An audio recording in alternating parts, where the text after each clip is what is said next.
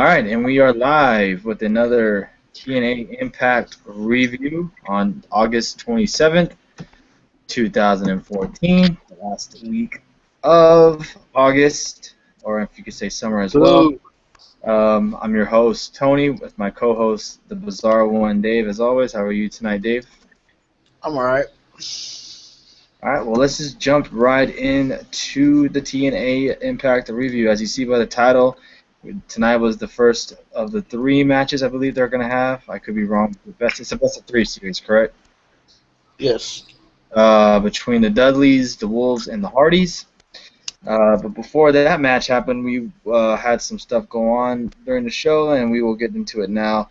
Kurt Angle opened up tonight, and he announced the Team 3D, the Wolves, and the Hardy brothers will be in a match in a series where 2 wins are needed to be the tag champions. Angle says he's talking to Eric Young and Bobby Roode about the #1 contender spot later on tonight. MVP Lashley and Kenny King interrupt. MVP talks about police brutality and Lashley being in the ring, being the king of New York. I'm sorry. Tommy Dreamer makes his way to the ring with no music. That was kind of odd. He credits Lashley but is blinded by King. Dreamer grabs a kendo stick and takes defense, and then Angle announces Lashley versus Dreamer in a New York City street fight, which started off tonight's Impact. What did you think of the street fight between Bobby Lashley and Tommy Dreamer? I don't see the point of it. I mean, I really don't. What's the point of having Tommy Dreamer take on Lashley? I mean, what is it, just to give Lashley a match? That's basically it? I mean, and why have your world champion in the very first match of the show? He should be in the main event, not the first match. I think this was just to get another ECW guy, another match in New York to get the crowd going. But then why not build it for the main event? Not saying it should be a main event quality match, but he's your world champion. You could build that the whole night. Tommy Dreamer versus Bobby Lashley in the main event in a street fight. Even though a lot of us are sick of these hardcore matches, that would have been the smart way to do it, honestly. Yeah. But this is TNA. MVP distracting the ref. I mean, what the hell was that for? It's a street fight. I didn't think. Old habits die hard. I didn't think you had to do that. But all in all, Lashley gets the win. He took a couple of shots at the trash can lid. Not too many weapons were used, to be honest with you. I mean, trash can lid. Trash can. I mean, not too much stuff was used. Lashley hits him with the spear and defeats him 1, 2, 3.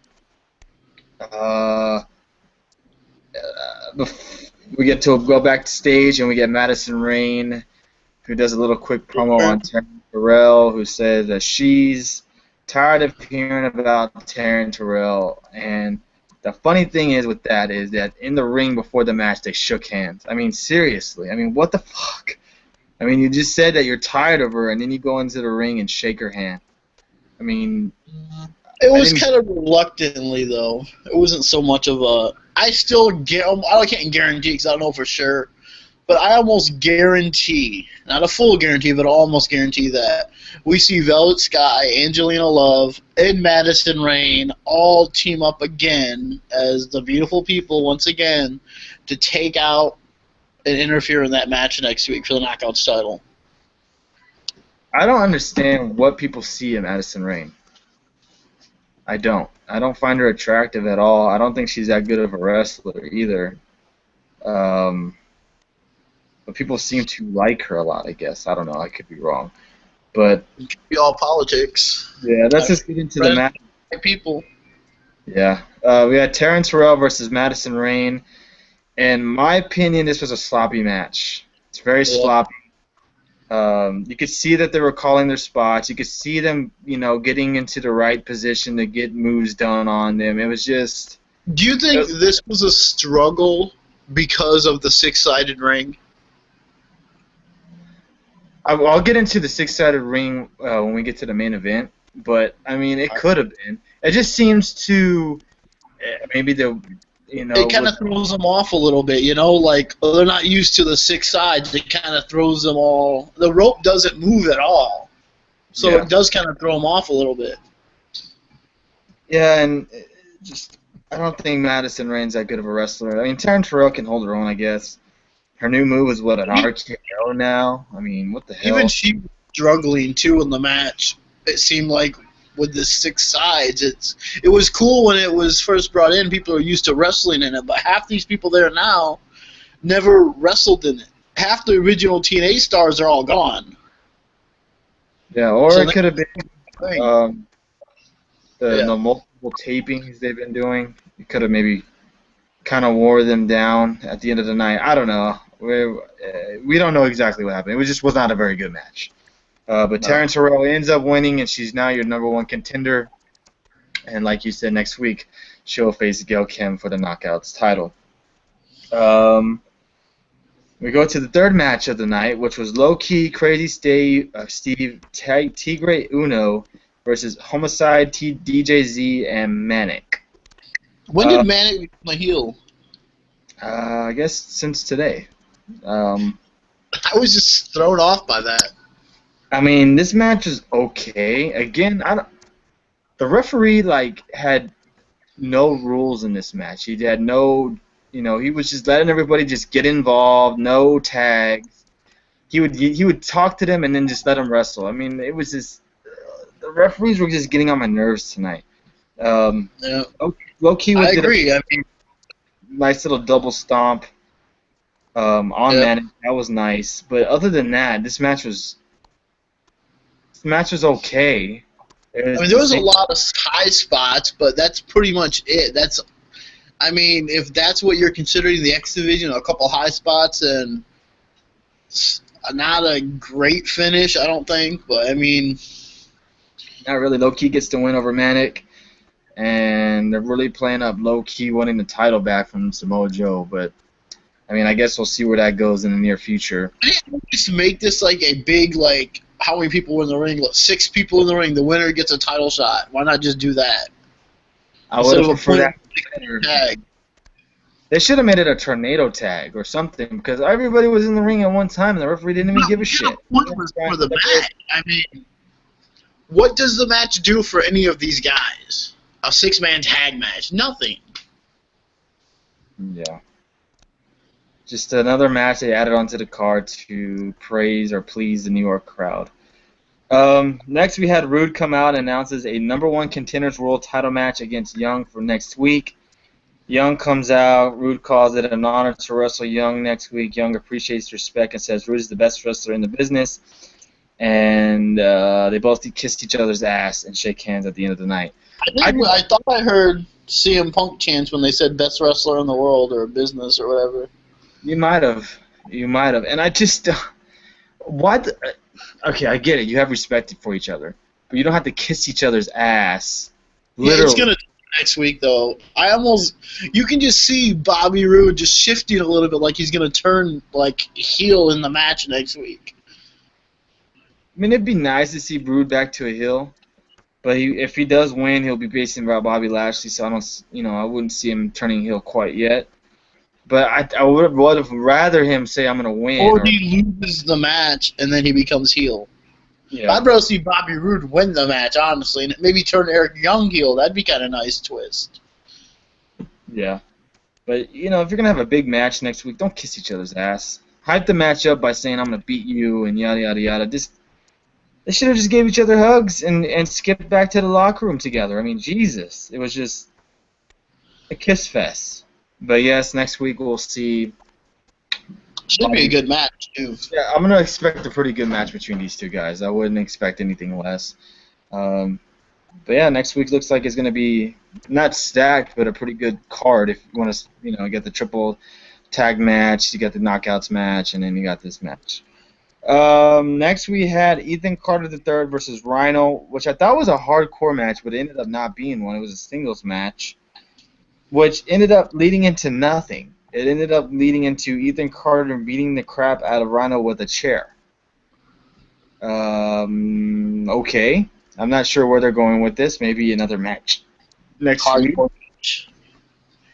But seriously, man, give EC3 something better than this. Seriously. Yeah.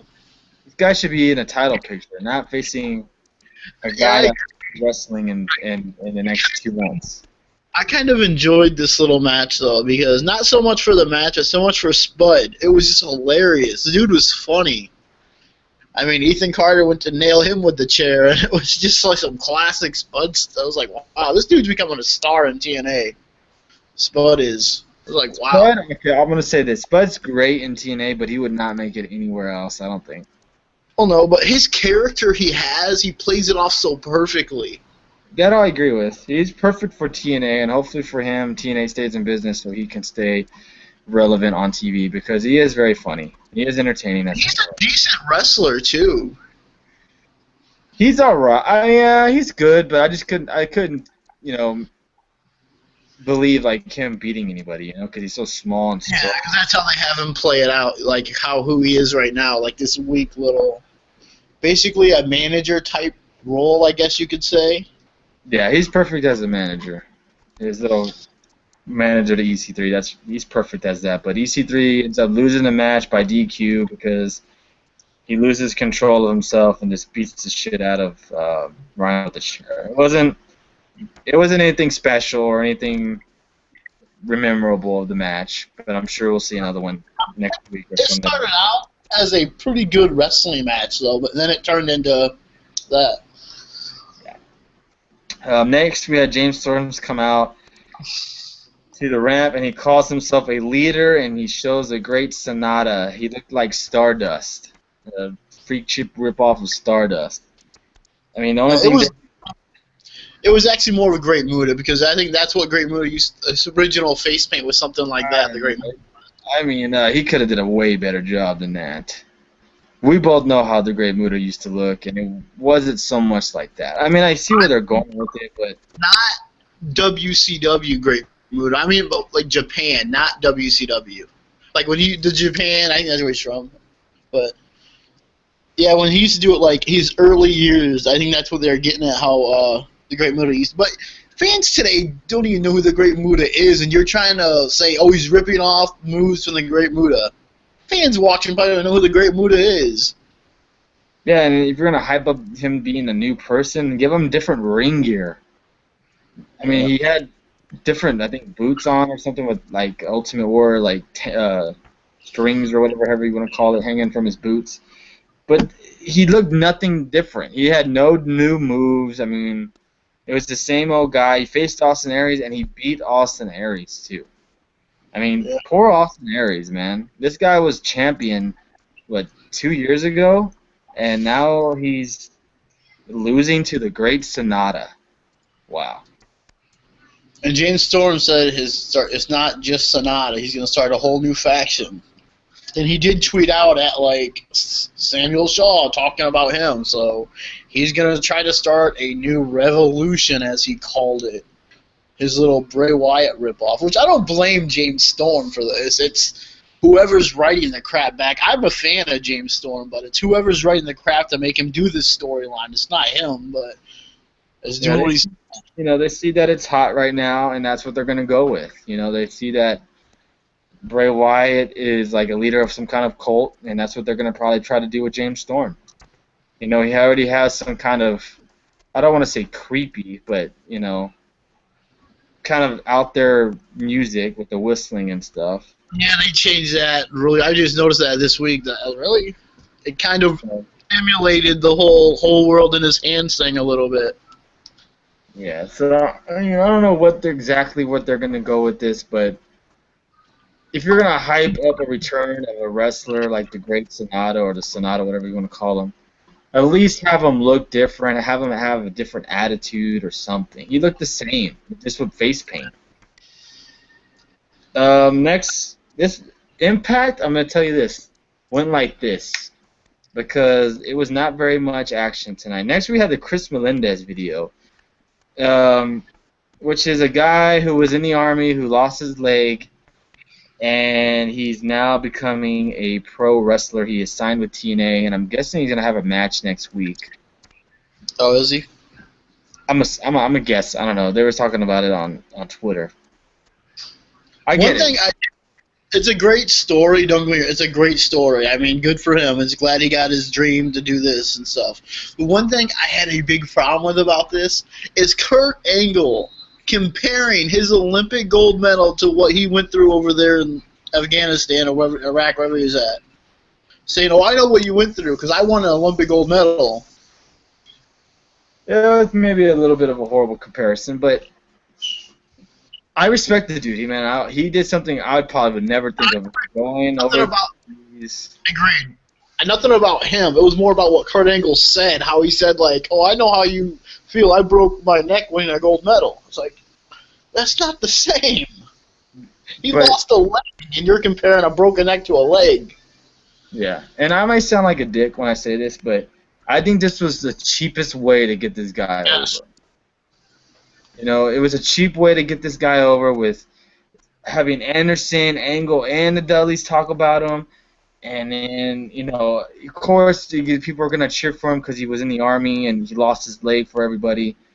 It was just a cheap way to use this guy. That, in my opinion. Just for TNA to get the sympathy thing. Oh, look what TNA is doing. They're bringing a war veteran, and they're going to put him in the ring. And do you honestly see this guy doing anything relevant in TNA in the next 3 to 4 months? Does he even wrestle?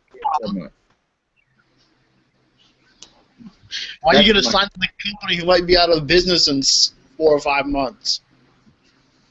Yeah, I get it. I have mad respect for the dude, but it was a cheap way to get him over. I mean, if you want to, you could have had this guy come out there. He didn't even talk, I don't think. Did he talk? No.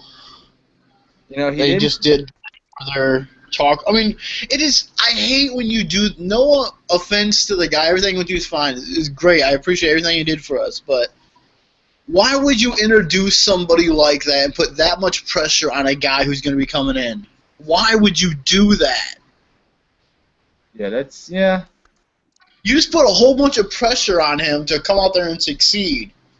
But what if he comes out and he hears nothing and no one even cares? I mean, you should have just packaged him either as a new wrestler without having to really say what he's trained by the Dudley boys, so the Wounded Warrior Project. You're going to use his whole war background to try to get him over as a wrestler? I mean, maybe it can work, but I don't know.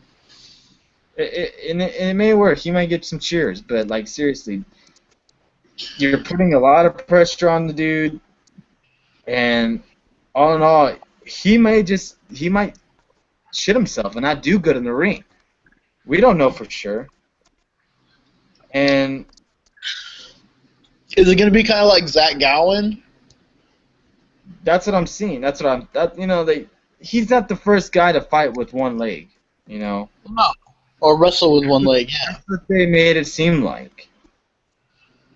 They made it seem like this guy's the first ever guy who's an amputee, who's wrestling in a match.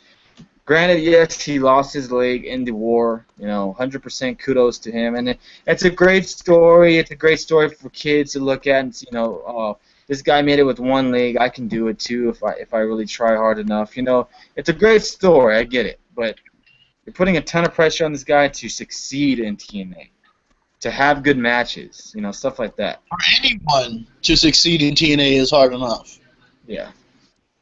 But let's get into this main event tonight, which was the Dudleys, the Wolves, and the Hardyz in a three-way tag match with the tag team champions. It's a best-of-3 series, so you have to win two matches.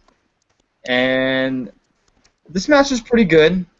I mean, really 10 minutes. I was really like, oh man, this match isn't gonna be good. Yeah, it wasn't very long of a match. To me, the finish kind of came out of nowhere. Yeah. It was, except for the Matt Hardy moonsault, it was almost basically the same spots we've seen already in their tag matches. Yeah. That didn't really impress me. I mean, sure, there were great spots. I liked how they did the moonsault by Hardy. I liked how, after Jeff Hardy did the Swanton, he got kicked in the head by Eddie Edwards. I liked that. It was good, but just they hyped up this match all week, and they gave him Yeah, Kurt Angle. I mean, they kept saying how this match was going to be epic, and they barely gave it 10 minutes for the match. Granted, they did good for what time they had. So, I mean, and that's what kind of took, when they did that whole presentation, I can't think of his name, Chris Mendez, I think it is, that basically took 5 or 10 minutes out that they could have used for that match. No, Yeah, they could have done that whole story off camera for just their, but I guess they want to get national exposure. But it kind of took away from the show a little bit, but it is what it is. they could have had it possibly do it at the beginning of the hour, Yeah. where, you can have 10 minutes of talking, not at near the main event of a match that everybody's looking forward to, and you cut it short. But all in all, it was a good match. The Dudleys ended up winning. They beat the Wolves. They pinned. I'm not sure who they pinned, but they did a 3D on him. I mean, the match was good. I'm looking forward to their next couple of matches that they're going to have. I'm sure they're going to be some gimmick matches. I hope there's a ladder match or something. I hope so, yeah. I mean, but it's so obvious what is going to happen here. I mean, if you guys don't know, sorry, spoiler alert. It's so obvious. All the teams are going to win one match. Then they're going to be then there'll be a fourth match because they'll be tied. Mm-hmm. And like with TNA, they're doing house shows that are pay-per-view related, like house show Turning Point and house show something one night only. I mean, what the hell are they doing? Are they struggling that bad that they have to have gimmick names on house shows now? Seriously. Maybe.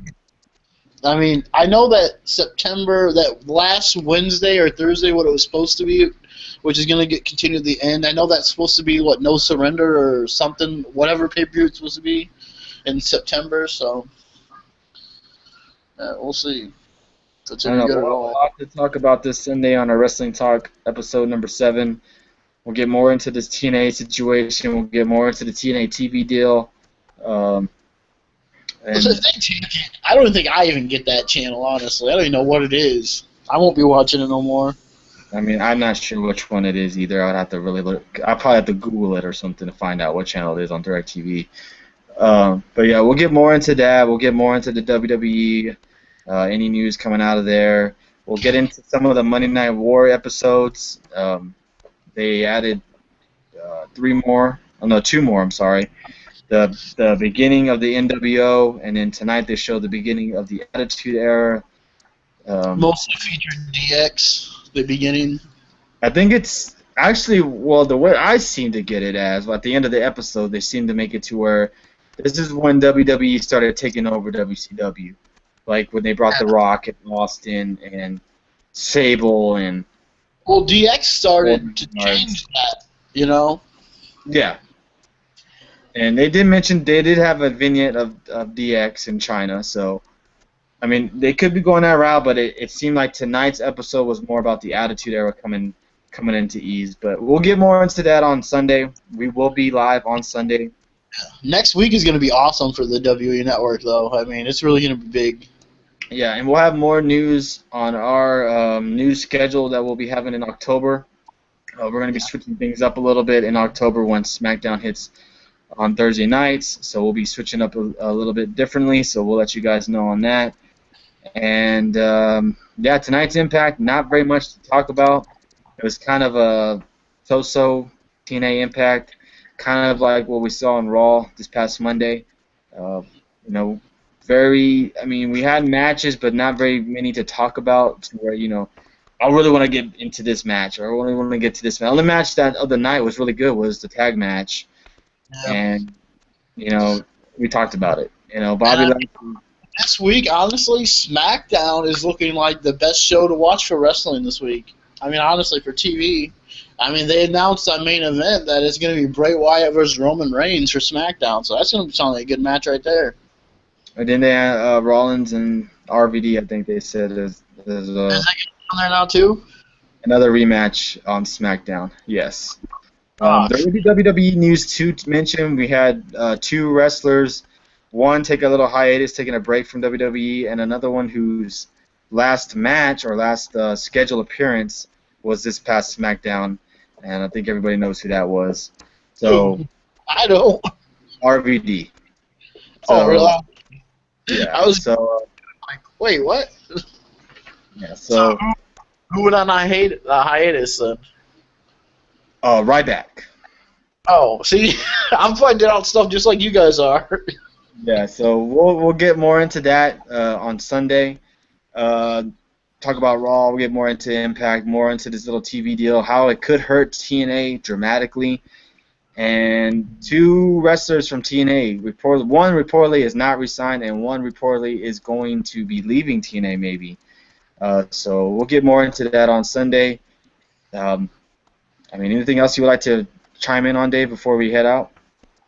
Yes, please subscribe, and thanks everyone for checking out Monday Night Raw. It was like over 100 views right now, and it's only Wednesday. So thanks a lot, and please don't forget to subscribe to this channel. Oh, you're breaking up a little bit. You might want to repeat what you were saying. You were breaking up a little bit. Thanks to all the WE Raw fans because we got over 100 views, and please subscribe to this channel. Okay, yeah, there we go. Yeah, we hit more than 100 views back-to-back weeks on our Raw reviews. That is rare for us because there's so many people who do WWE Raw reviews. We're usually we hit a nice amount of numbers, but we never really do back-to-back 100 views, and especially on a Raw that wasn't that great.